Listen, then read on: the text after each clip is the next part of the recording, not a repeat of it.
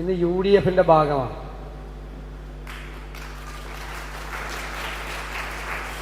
ഞാൻ നിങ്ങളോടൊരു കാര്യം തുടക്കത്തിലേ തന്നെ പറയാം. JRP ആ പ്രസ്ഥാനത്തെ UDF ചേർത്ത് പിടിക്കും, ഒരു സംശയം വേണം. നമ്മൾ 100 സീറ്റിലധികം നേടി UDF അധികാരത്തിൽ വരും.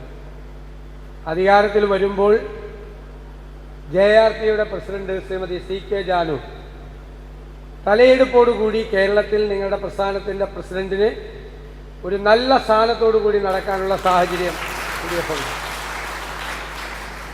പക്ഷേ എന്നോട് ശ്രീമതി CK ജാനു അഭ്യർത്ഥിച്ചത് എന്നെ മാത്രമല്ല നിങ്ങൾ ശ്രദ്ധിക്കേണ്ടത്, JRPയുടെ മറ്റു നേതാക്കളും എല്ലാവരും ഉണ്ടെന്നാണ്.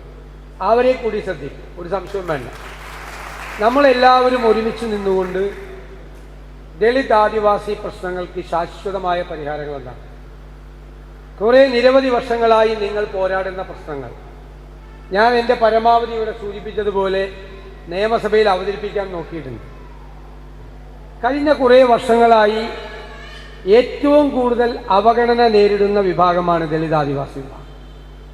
ഒരു പരിഗണനയും സർക്കാരിൻ്റെ ഭാഗത്തു നിന്നില്ല.